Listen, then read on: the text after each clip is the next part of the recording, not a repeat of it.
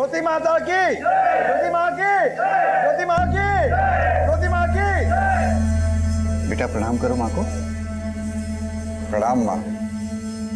Business fail, घर में तनाव। जब तक अनुष्ठान नहीं करोगे तब तक यूं ही चक्कर काटते रहोगे। कारोबार में 10 लाख का नुकसान हो गया है। ज्योति माँ का बताया उपाय अपनाया?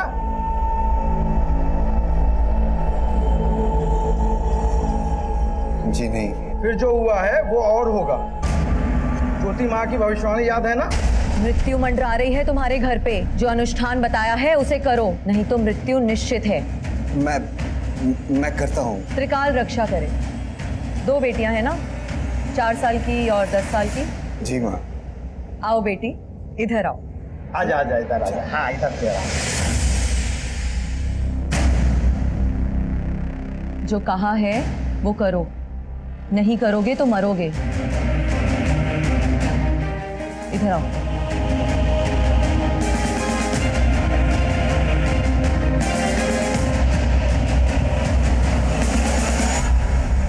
प्रणाम माँ।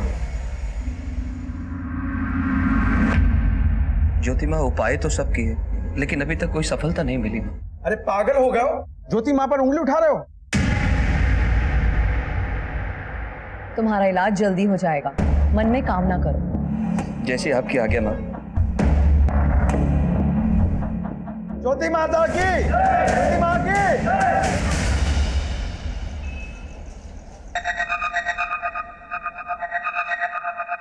अनिकेत कॉफी।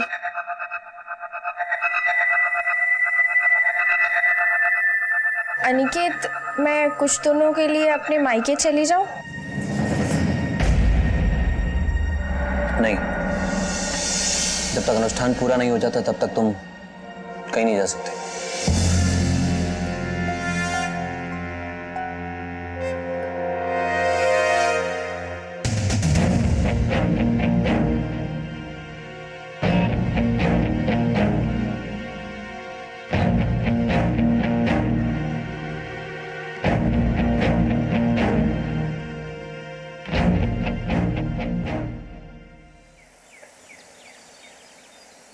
नीलम, बर्तन अच्छे से धोना। बिन्नी, बिन्नी, बिन्नी उठ जाओ। अरे स्कूल के लिए लेट हो रहा है बच्चा, जल्दी से उठ जाओ।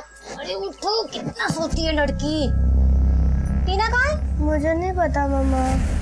ठीक है, तुम जल्दी से रेडी हो जाओ, मैं देखती हूँ टीना। पता नहीं कहाँ चली गई सुबह सुबह। टीना, टीना,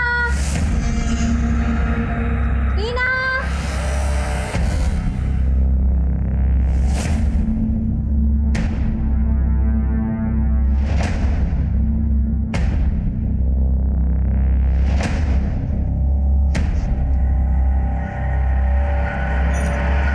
हेलो, टीना आपके साथ है क्या? कैसी बात कर रही हो तुम? अरे टीना कैसे हो सकती है मेरे साथ? लेकिन वो तो घर में भी नहीं है। घर पे नहीं है मतलब? आप जल्दी से आ जाओ, मैंने ढूंढ लिया लेकिन मिल नहीं रही है। आप जल्दी से आ जाओ। मिली क्या टीना? नहीं मिली मम्मा। नहीं मिली। पता नहीं कहाँ चली गई मेरी बच्ची। क्या करूँ मैं अभी, कहाँ ढूंढूं उसे? शोमिश, शोमिश, टीना नहीं मिली अभी तक। नहीं मिल रही है मतलब क्या? गई कहाँ वो? मुझे नहीं पता कहाँ गई वो। उसे ढूंढ के लाओ, मेरी बच्ची को ढूंढ के लाओ प्लीज। टीना को ढूंढ के लाओ प्लीज।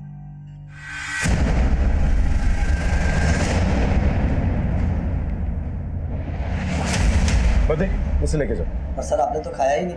नहीं मेरा हो गया, लेके जाओ। Okay sir. सॉरी, आखिरी बार बच्ची को कब देखा? रात में सुला के उनके कमरे से निकली थी मैं।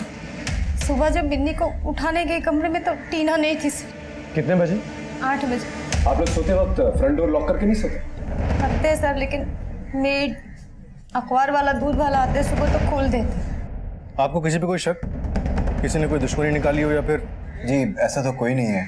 आप कहाँ थे जब बच्ची गायब हुई थी? सर मैं फैक्ट्री पे गया था कुछ काम से। इतनी सुबह? जी एक पार्टी के साथ कुछ डील करना था। ठीक है, आप अपनी कंप्लेंट रजिस्टर करवा दीजिए, हम अपनी कार्रवाई शुरू करते हैं। धर्म, टेक चार्ज। सर आइए।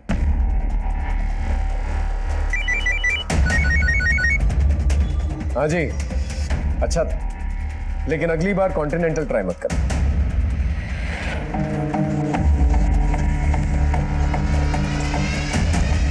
साहब मैं 8:30 बजे आ जाती हूँ। तुमने कहीं टीना को आते जाते देखा? नहीं। तुम्हारे साहब और मालकिन अपनी बच्चियों के साथ कैसे रहते थे? वो तो बच्चियों से बहुत प्यार करते हैं साहब। हमने सभी नाकों और पीसीआर को अलर्ट कर दिया। कोई ना कोई खबर जरूर आएगी। बस आप अपने मोबाइल ऑन रखिए। अगर ये किडनैपिंग फिरौती के लिए की गई है तो कॉल जरूर आएगा। सर बच्ची को कोई घर से उठा ले गया और घर पे किसी को खबर तक नहीं लगी। हाँ, बड़े ताज्जुब की बात है। कोई जरूर कुछ छुपा रहा है। नम्रता, तुम एक काम करो, वो जो आदमी है ना सोमेश शर्मा, उसकी हिस्ट्री निकालो, मेट पे नजर रखो, उनके घर कौन आता जाता है सब पता करो। सर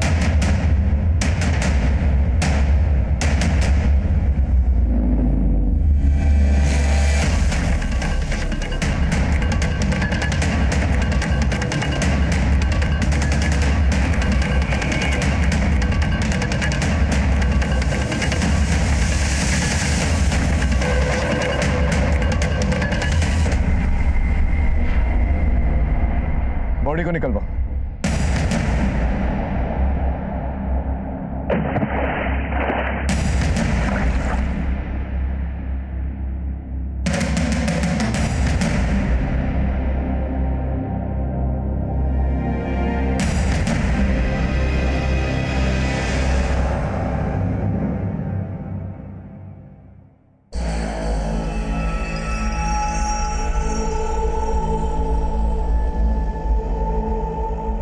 हेलो,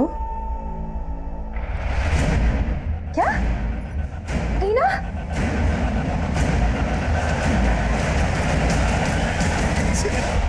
टीना टीना टीना मेरी बच्ची का क्या हो गया? टीना मेरी बेटी, टीना अरे बताओ उसको।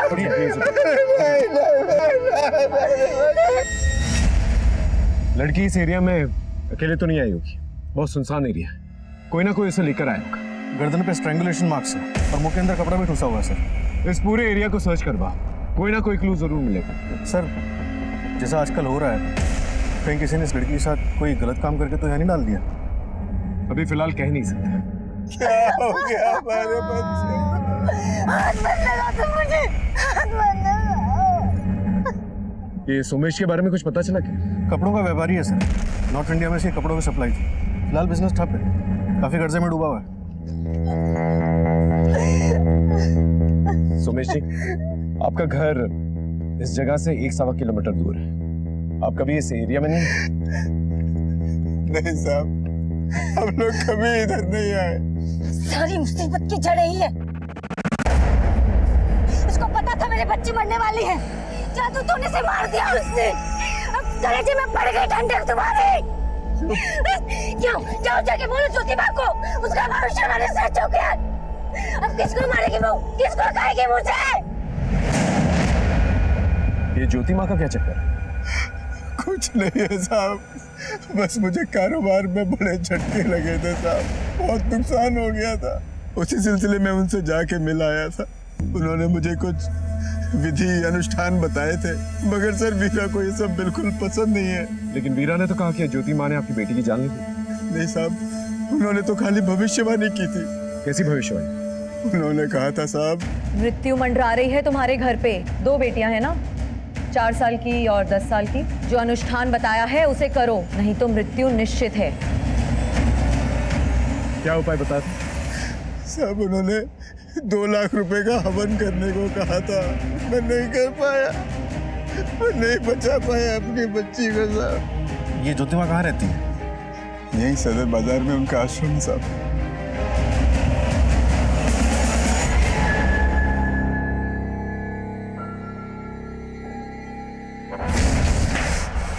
फिर इस बार बात नहीं बनी। आगे ऐसा कब तक चलता रहेगा?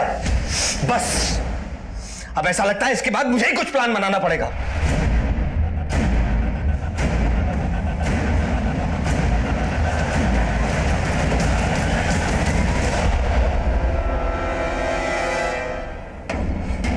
नमस्कार ज्योति, आपसे एक केस के सिलसिले में बात करनी थी। जी, हत्या हुई है उसकी। 4 साल की टीना शर्मा, आपके भक्त सोमेश की बेटी। सोमेश की बेटी ने प्राण त्याग दिए। बड़ी ही नेक बच्ची थी, आई थी कुछ दिन पहले हमारे आश्रम में। सोमेश को हमने बताया था कि काल मंडरा रहा है उसके ऊपर, शनि की वक्र दशा है उस पर। उसे निदान भी बताया था, लेकिन नहीं किया। आजकल तो लोग सिर्फ अपनी जेब ही देखते हैं। पर हत्या हुई है उसकी, तो उसे घर से उठा के ले गया और उसे मार डाला। आपने तो भविष्यवाणी भी की थी ना? क्या मैं जान सकता हूँ आपको ये कैसे पता चला?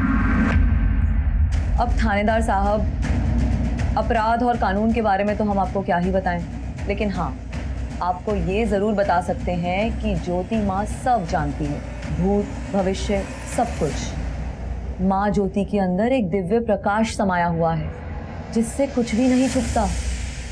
कानून का भी यही हाल है ज्योति। कानून से भी कोई भी मुजरिम नहीं छुपा। थानेदार साहब, हो गई आपकी बातचीत? ज्योति माँ, आपसे मंत्री जी मिलने आने वाले हैं। 2 मिनट। अरे मंत्री जी बहुत दूर से आ रहे हैं, प्लीज। ठीक है, नमस्कार। सर आपने बुलाया? हाँ सर, एक काम करो, ज्योति माँ के भक्तों की एक लिस्ट निकलवा। तो ज्योति माँ उसका पति कोई ना कोई कांड जरूर कर रहा है, और ये भी पता करो कि ज्योति माँ आई कहाँ से, इसका बैकग्राउंड क्या है। सर ये कुछ 3-4 साल पहले आई थी। सोमेश और उसकी वाइफ के बीच में ज्योति माँ की वजह से अनबन चलती रहती है। सोमेश ज्योति माँ का बहुत बड़ा भक्त है, और उसी के घर में उसकी बेटी गायब होती और उसकी हत्या कर दी जाती है। हमने एक एंगल पे टटोल लिया है, लेकिन बाकी एंगल टटोलना बाकी है। एक काम करो, सोमेश शर्मा और वीरा शर्मा के कॉल डिटेल्स निकालो। शायद इस किडनैपिंग और मर्डर के पीछे कोई पर्सनल एंगल भी हो सकता है। Right sir. भारतीय कानून बिल्कुल लॉजिक पर चलता है। उसके लिए 2 और 2 4 होते हैं, 5 नहीं। अब जरा आप ही सोच कर देखिए, एक बच्ची की मौत हो जाती है, सारे गवाह, सारे सबूत हत्या की तरफ इशारा करते हैं, लेकिन फिर हमें यह सुनने में आता है कि किसी ने इसकी भविष्यवाणी की थी। जो अनुष्ठान बताया है उसे करो, नहीं तो मृत्यु निश्चित है। ज्योति माँ सब जानती है, भूत भविष्य सब कुछ। कहां जाता है तर्क, कहां जाता है लॉजिक? हर अपराध के पीछे एक दस्तक होती है। हम पुलिस वाले उस दस्तक को ढूंढकर असली मुजरिम तक पहुंचते हैं। सोमेश और वीरा के घर में जो कांड हुआ था, किसी ना किसी ने वो दस्तक जरूर सुनी होगी। लेकिन फिलहाल मैं आपको एक और बात बता देता हूं कि कहीं और एक जोरदार अपराध की दस्तक हो रही थी, जो इस खेल में हलचल पैदा करने वाली थी।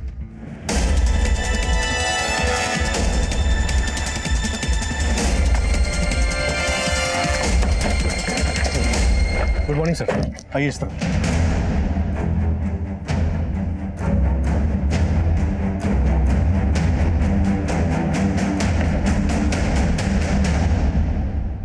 अगर इस एरिया में कोई सीसीटीवी कैमरा है तो चेक कर, शायद हमें कोई क्लू मिल जाए। सर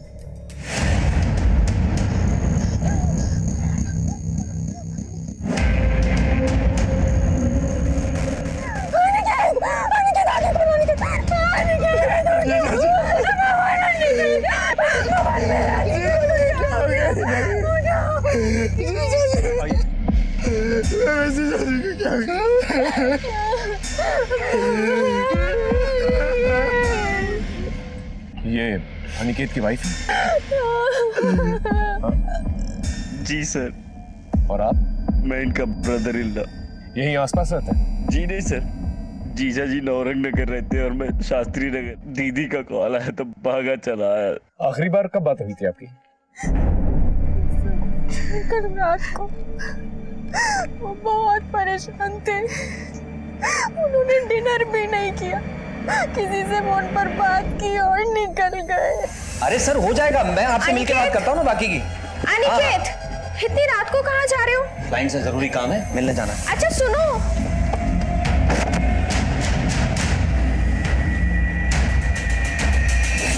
कुछ बताया किससे बात हुई थी? नहीं सर। क्या हुआ भुवन? साहब साहब साहब ये क्या हो गया साहब? आप? साहब मैं अनिकेत साहब का पीए राज हूँ। क्या काम करते थे? बिल्डिंग बनाने का काम था साहब। बिजनेस में किसी के साथ कोई अनबन थी? नहीं सर, सब ठीक ठाक चल रहा था। सर ये फोन में लाए जेब से। आप जाइए। सर इसमें से सारा डेटा इरेज किया गया है, ना कोई कॉल रिकॉर्ड्स, ना मैसेजेस और ना पिक्स। मतलब मोबाइल फॉर्मेट किया?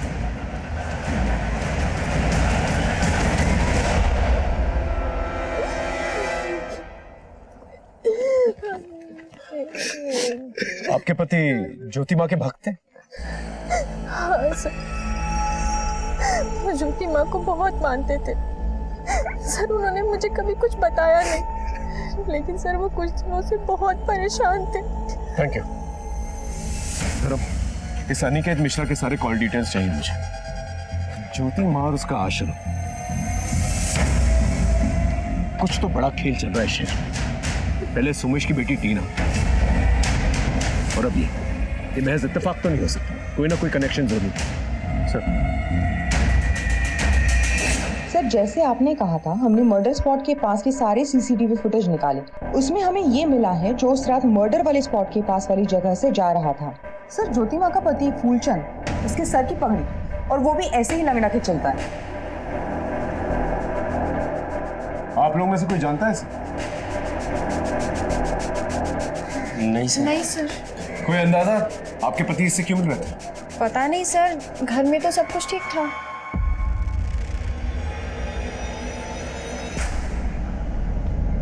मम्मी, पापा उस रात टीना को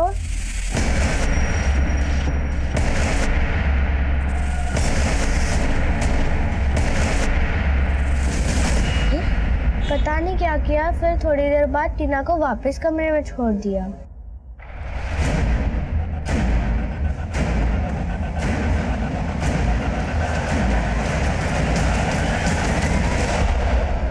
बिजनेस में सब सही था? जी सर। तुम कंपनी के अकाउंट्स भी देखते हो? जी। हाल फिलहाल में कोई लेन देन? वो तो सब चलता ही रहता सर। वो क्या है ना कि शहर में बहुत सारे प्रोजेक्ट चल रहे हैं अपने, और सारा लेन देन सर का एकदम ट्रांसपेरेंट था, चेक से लेन देन था सारा।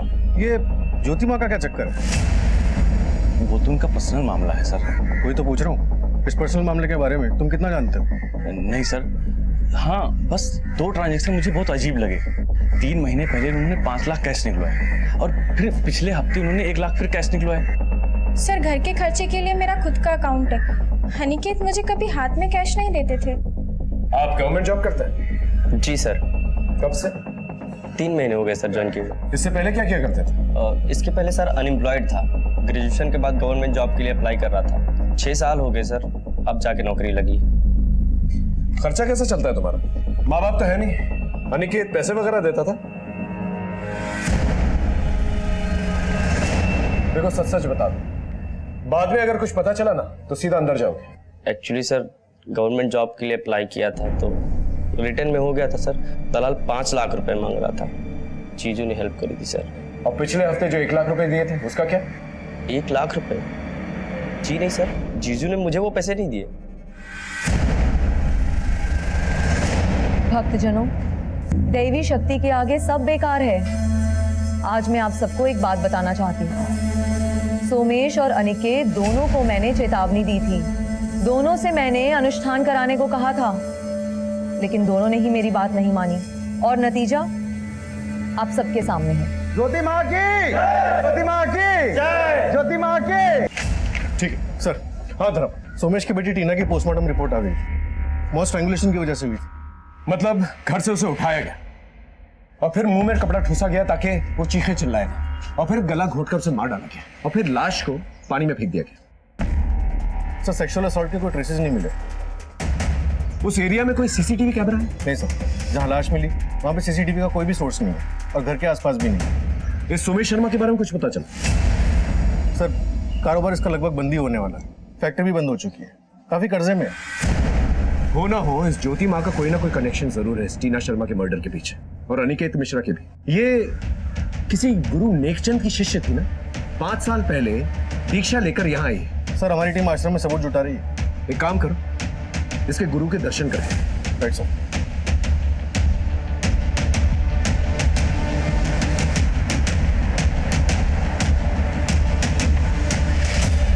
दीक्षा? कैसी दीक्षा? फर्जी हैं दोनों। वो औरत अंगूठा छाप है, फूलचंद बनारस का गुंडा था। कोई कांड करके भागे हैं दोनों। कैसा कांड? अब ये तो पता नहीं, परंतु सीतापुर में जो चल रहा है वो सब नौटंकी है। चोला धारण कर रखा है दोनों। पता नहीं वो फूलचंद उसका पति है भी या नहीं। Good afternoon sir. Good afternoon sir, Somesh और उसकी बीवी वीरा के कॉल रिकॉर्ड्स आ गया। सर ये नंबर ज्योति माँ के आश्रम का है। और इस नंबर पर कई बार कांटेक्ट हुआ है। यानी ये आदमी कंटिन्यूसली टच में था ज्योति माँ के, और जब लड़की गायब हुई ये आश्रम के आसपास ही था।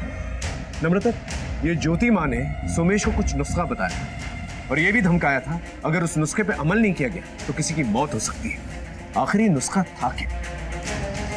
सर, मुझे आपको कुछ बोलना है। बोली।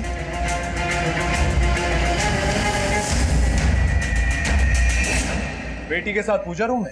वो ज्योति माँ ने बोला था करने के लिए। क्या कहा? बलि चढ़ाने के लिए? सर कैसी बात कर रहे हैं सर आप? आवाज नीची। सारे सबूत तेरे खिलाफ हैं। सच सच बता। सर आप क्या बोल रहे हैं सर? मेरा मतलब है कि सर मैं अपनी बेटी को क्यों मारूंगा सर? फिर क्यों लेकर गया था उसको आधी रात को पूजा रूम के अंदर? क्योंकि ज्योति माँ ने कहा था कि कन्या से जाप करवाना है। बड़ी बेटी क्यों नहीं? क्योंकि उन्होंने कहा था कि कन्या की उम्र 7 साल से कम होनी चाहिए। तू ही अपनी बेटी को घर से बाहर लेकर गया था, उसे मारकर फिर पानी में फेंक दिया। बोल, सही बोल रहा हूं? नहीं सर, ये बिल्कुल झूठ है सर, बिल्कुल गलत है सर, बिल्कुल गलत है सर। इसकी रिमांड लेके? नहीं, जाना दो, लेकिन कड़ी नजर रखो इसमें, कोई ना कोई गलती जरूर करेगा। सर, आरिफ जाना दो। Yes sir. Excuse me sir. हाँ कमल बोलो। ठीक है, मोबाइल पे भेज दो। सर, कोमल का फोन था, भक्तों की लिस्ट मिल गई उसे।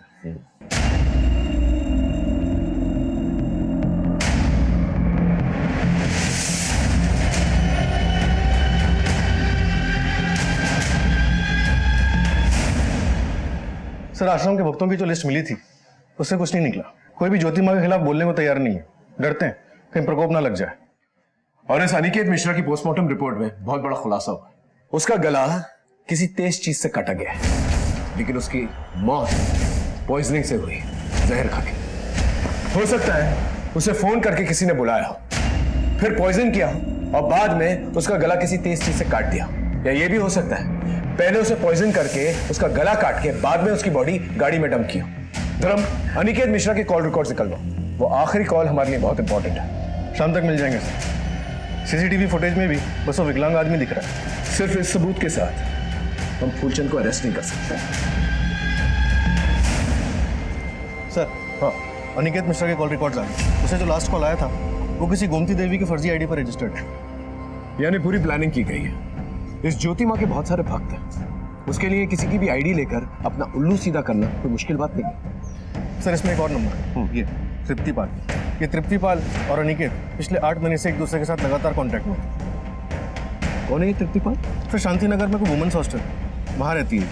वहाँ फोन करने पे पता चला कि तृप्ति पिछले 3 दिन से हॉस्टल लौटी ही नहीं। ये उसकी फोटोग्राफ।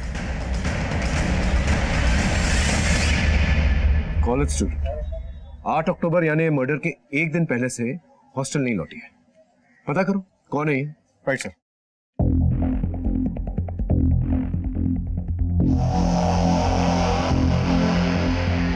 ये तो दिया है सर।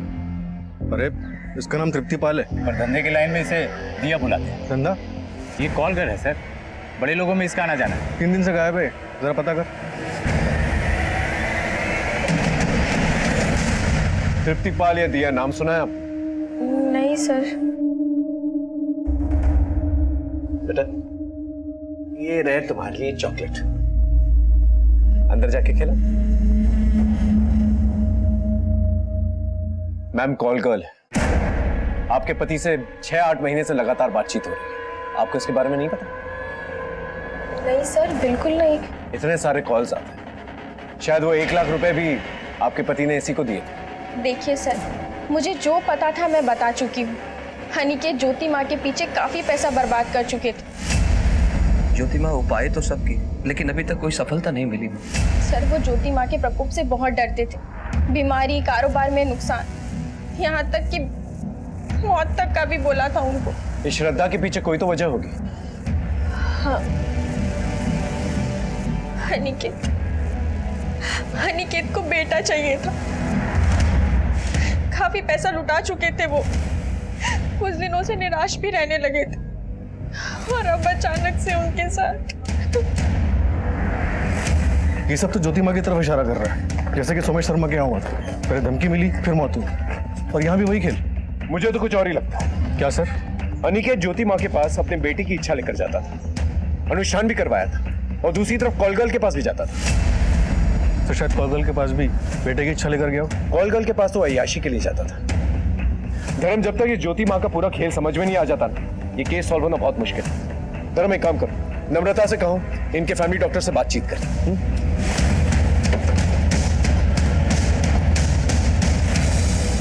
टीना को किसी और ने नहीं, तुमने मारा है। तुम्हारे उस ज्योति माँ ने, उसके जादू टोने ने मारा है। बकवास बंद करो। जिसे तुम जादू टोना कह रही हो ना, वही बचाता टीना को। एक आखिरी अनुष्ठान था।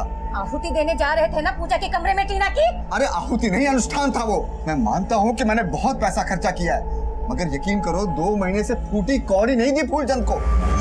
ओह, तभी तो पैसे मिलने बंद हो गए तो उस ज्योति माँ ने मेरे बच्चे को मरवा दिया, उसकी भविष्यवाणी सही साबित करने के लिए। अरे दिमाग खराब हो गया तुम्हारा।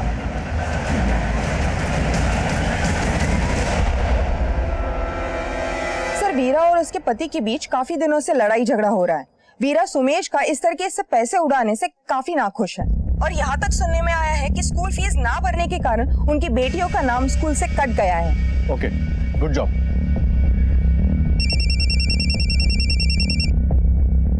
हाँ बोल। चिड़िया अपने घोंसले में लौट आई है सरकार। ओके।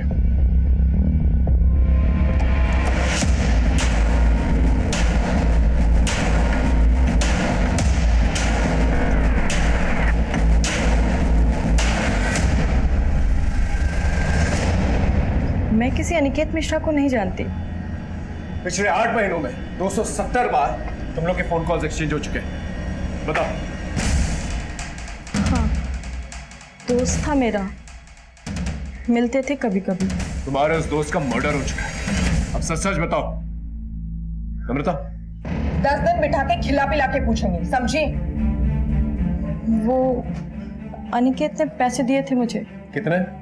1 लाख रुपए। क्यों? वो वीडियो बनाने के लिए। वीडियो? कैसा वीडियो? किसका वीडियो? वो मुझे नहीं पता, बस मुझे कहा गया था पटाखे ले आओ। अब कहाँ है वो वीडियो? मोबाइल के साथ वो वीडियो भी ले गया अनिकेत। ये अनिकेत कहाँ मिला था तुम्हें? वो किसी ने मिलाया था मुझे। किसने? वो बाबा आदमी है, ऊपर तक पहुंच है उसकी, नुकसान पहुंचा सकता है वो मुझे। तुम फिक्र मत करो, उसका नाम बताओ। बोलो। फूलचंद। वो ज्योति माँ का पति? हाँ, ज्योति माँ का आश्रम तो सिर्फ एक ढाल है, उसके पीछे वहाँ देह व्यापार होता है। उनके पास जो भी बिजनेसमैन आते हैं जो अपनी बीवियों से परेशान हैं, उनको कॉल गर्ल सप्लाई करता है फूलचंद। धर्म सर, एक रीडिंग टीम तैयार करो। इस आश्रम में और भी लड़कियां हो सकती हैं, और उस फूलचंद के खिलाफ वारंट निकल। इस आश्रम से 2 हत्याएं जुड़ी हैं। ज्योति माँ की, ज्योति माँ की, ज्योति माँ की, ज्योति माँ की। फूलचंद, चलो थाने चलो। क्या हुआ साहब? अंदर ही तलाशी। बात क्या है बताइए ना। वारंट है हमारे पास। सर, हाँ नम्रता, बेसमेंट में ये लड़कियां मिली।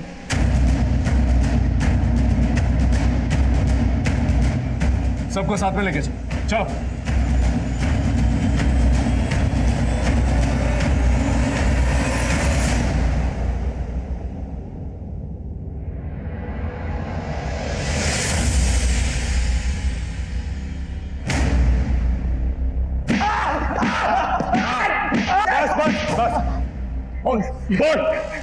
देखिए सर, धंधा था, बड़े बड़े व्यापारियों को सप्लाई जाती थी। इन्हें तनाव मुक्त कराइए।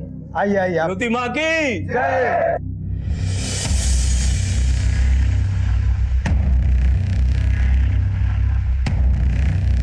नहीं सर, मर्डर नहीं किया हमने, आज तक किसी को हाथ भी नहीं लगाया। अनिकेत मिश्रा की मर्डर की रात को उसके घर के आसपास क्या कर रहा था? मैं उसके घर कभी नहीं गया सर, वही मिलने आता था। फिर हम लोगों की दोस्ती हो गई। फिर मैंने पूछा शौक है क्या, तो बोला चलेगा।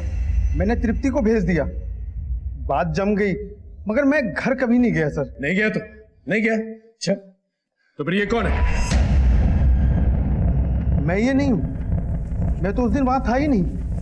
उस दिन तो जगराता था, आप चाहो तो चेक कर लो।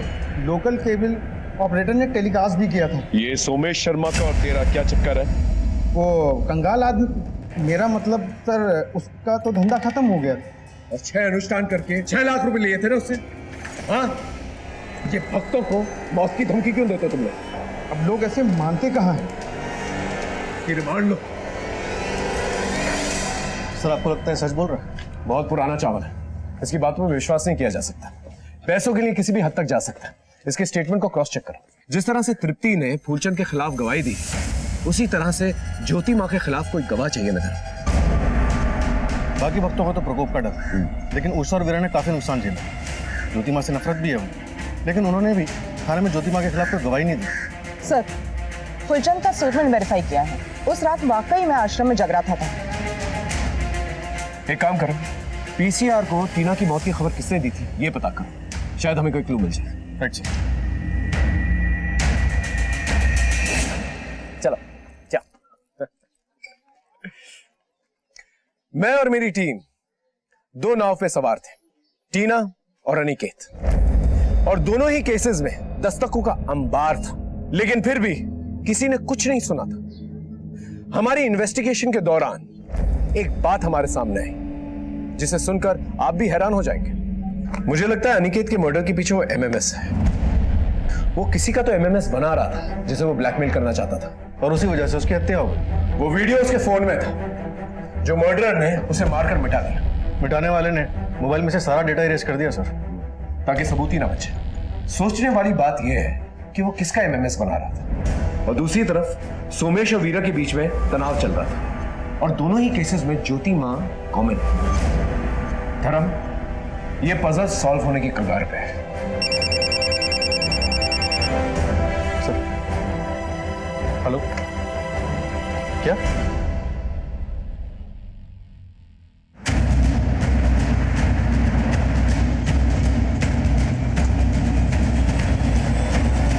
सोमेश का सुबह से ही गए हुए हैं।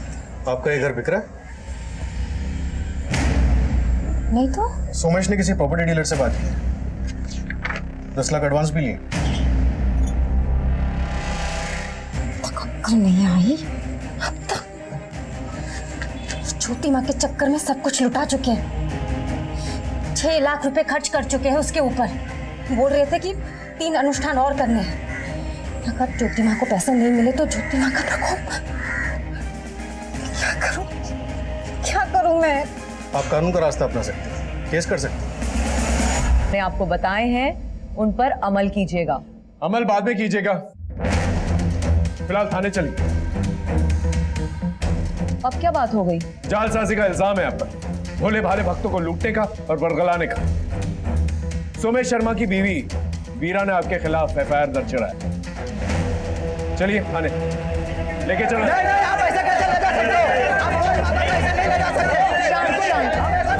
शांत हो जाइए आप सब, चलिए।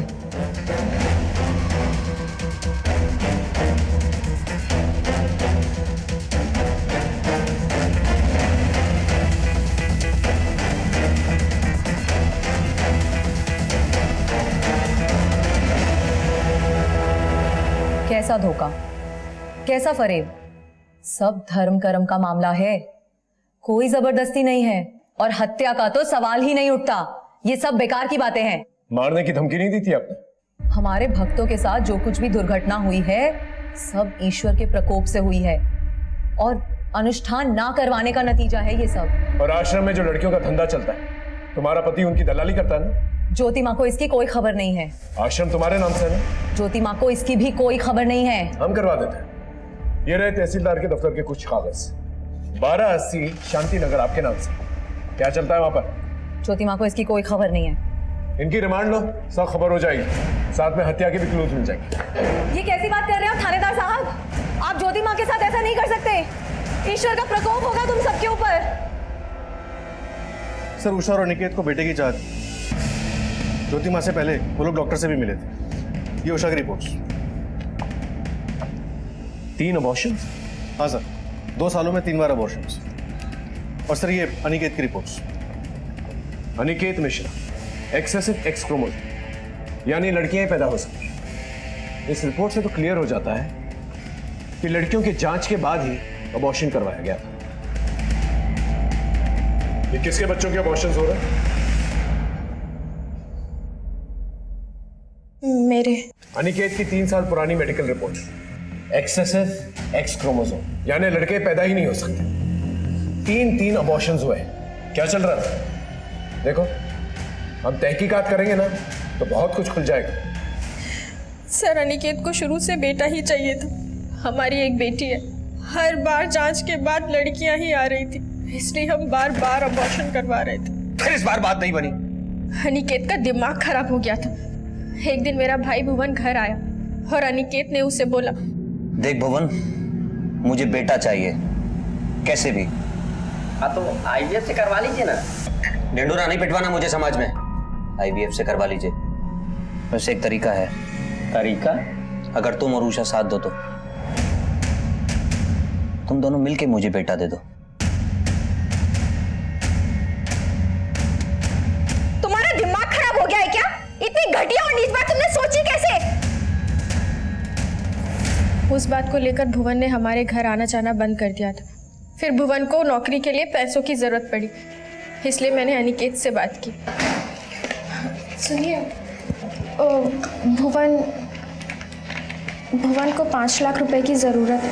5 लाख रुपए पता भी है तुम्हें कितना होता है? उसे गवर्नमेंट जॉब के लिए किसी दलाल को देने, प्लीज मदद कर दीजिए। मदद तो मैं कर दूंगा तुम्हारे भाई की, लेकिन बदले में तुम दोनों को मेरी मदद करनी होगी। मेरी जिंदगी का ख्वाब पूरा करना होगा। सरकारी नौकरी के लिए भुवन का ये आखिरी साल था। गवर्नमेंट जॉब के लिए भुवन मरे जा रहा था, डिप्रेशन की गोलियां खा रहा था। इस साल भी भुवन की जॉब नहीं लगती तो वो सुसाइड कर लेता, और अनिकेत भी मुझे छोड़ने की बात कर रहा था। और इसीलिए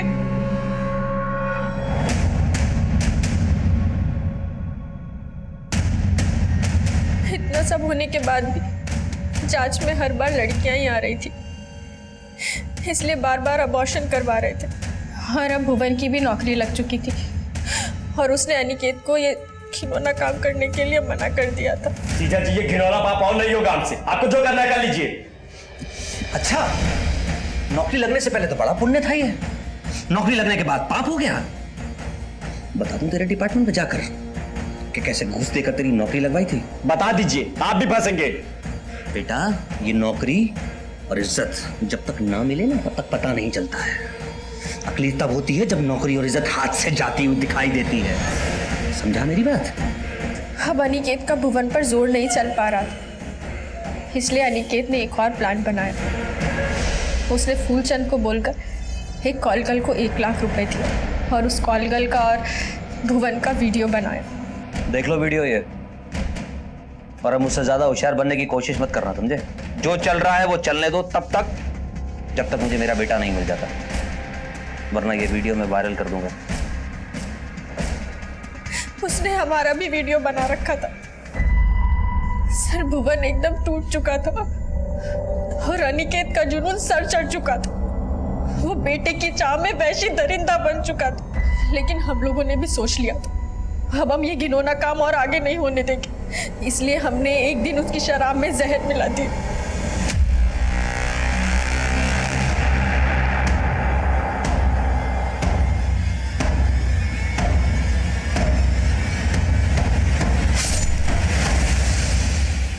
प्लान के मुताबिक हमें फूलचंद को ही फंसाना था, क्योंकि ये सारे घिनौने आइडिया फूलचंद ही अनिकेत के दिमाग में डाल रहा था।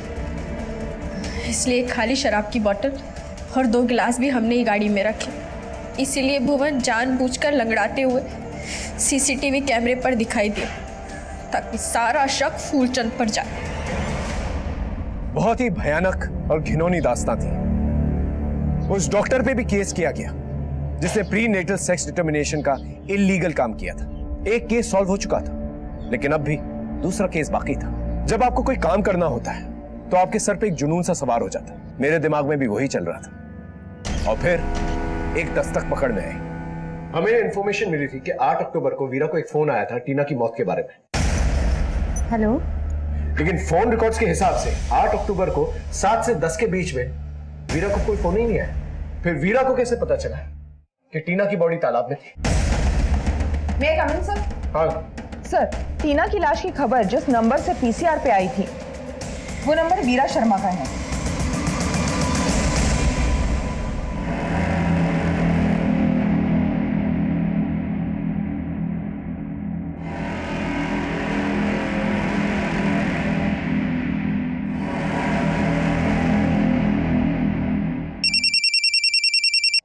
हेलो सर, अभी भी वीरा अपनी बड़ी बेटी बिन्नी के साथ टीना के मर्डर वाले स्पॉट की तरफ जा रही है।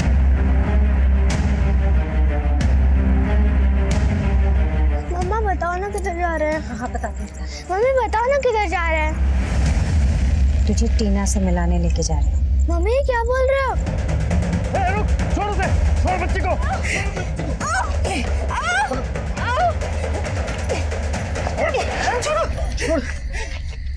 छोड़ो मुझे, छोड़ो, छोड़ो मुझे। बेटा ठीक तो? हाँ?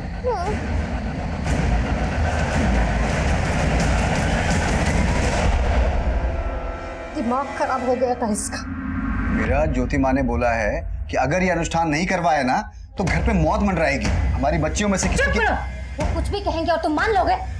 खबरदार, आज के बाद बिन्नी या टीना को उसके पास लेके गए तो सब कुछ लुटा रहा था शोमिस ज्योति माँ के लिए। फीस ना दे पाने की वजह से बच्चे को दूसरे स्कूल में शिफ्ट करना पड़ा। तो ये आदमी हमारे सर से जान छीनना चाहता था। अपने पति की आंखें खोलने के लिए मैंने टीना को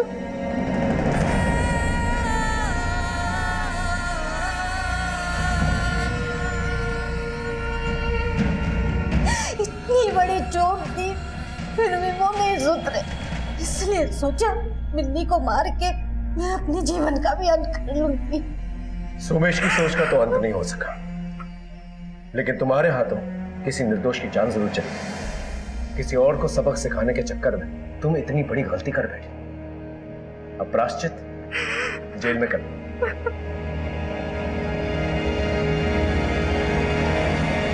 वीरा का मानसिक संतुलन खो रहा था और वहीं अनिकेत, उस पर बेटे की धुन सवार थी और इसी के चलते उषा का सब्र का बांध टूट गया और फिर वो हादसा हुआ जिसे बोलते हुए शर्म आती है मुझे।